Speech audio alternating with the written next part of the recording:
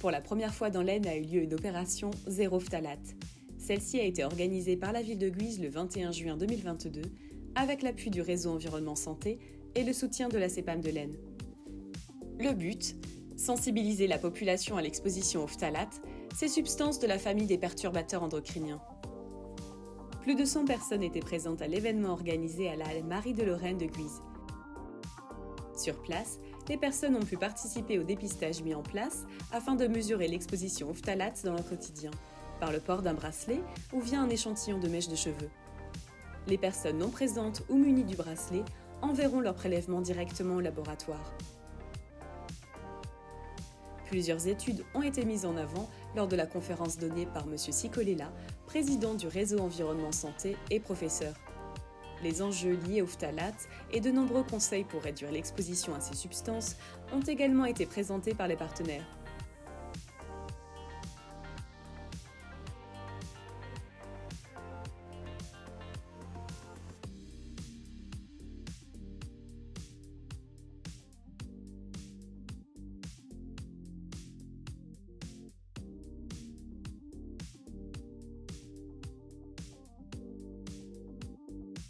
Notre CEPAM a présenté les offres de prévention et les services en ligne de l'assurance maladie.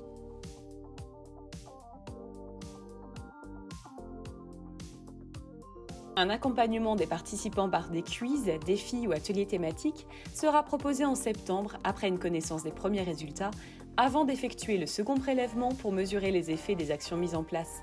La CEPAM de l'Aisne s'est inscrite très tôt, finalement il y a près d'1 an et demi dans ce projet santé environnementale.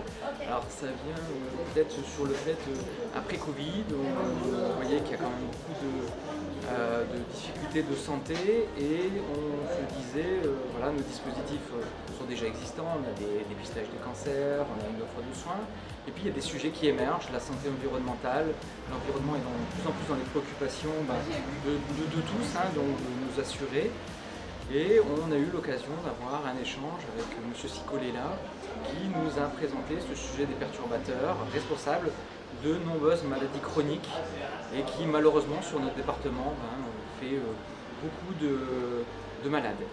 Autre sujet, la petite enfance, le parcours des 1000 premiers jours, et voilà, on s'est dit il faut partir dans ce sujet pour ces deux raisons, maladie chronique, petite enfance, la CEPAM de l'Aisne, CEPAM innovante, est capable de monter ensemble avec les professionnels de santé, avec les associations, un dispositif innovant, communiquant vers les professionnels, et on a démarré sur cette idée pour la développer avec également les collectivités, donc la commune de Guise, qui nous a permis aujourd'hui de faire un dépistage, de mettre en avant ce sujet pour travailler ensemble sur les actions de sensibilisation vers les professionnels de santé, vers nos populations que l'on couvre.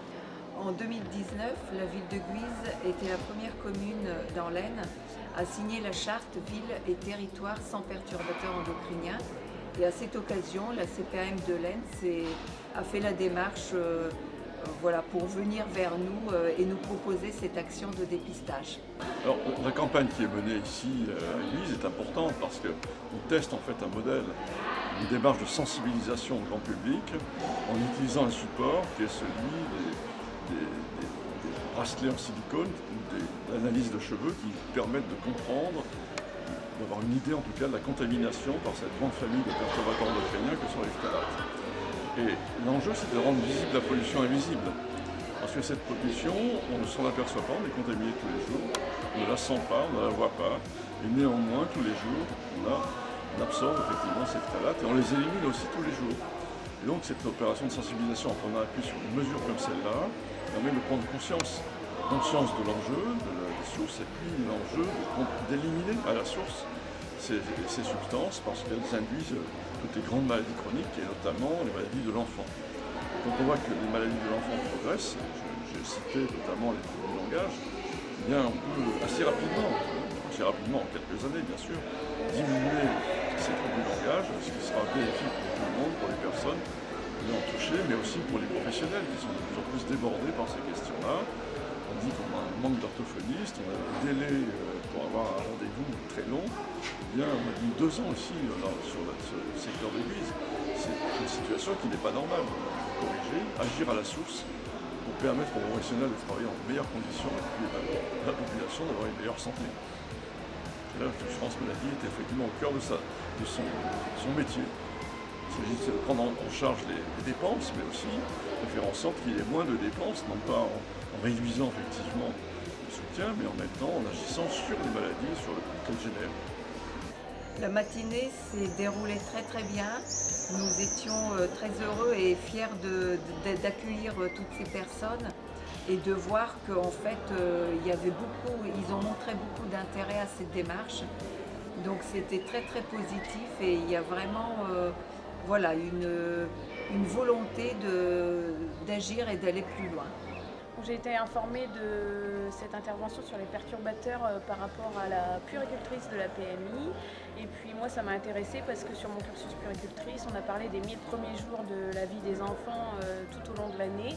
Et que du coup les perturbateurs endocriniens c'est un enjeu de santé publique et ça nous touche tous. Donc voilà.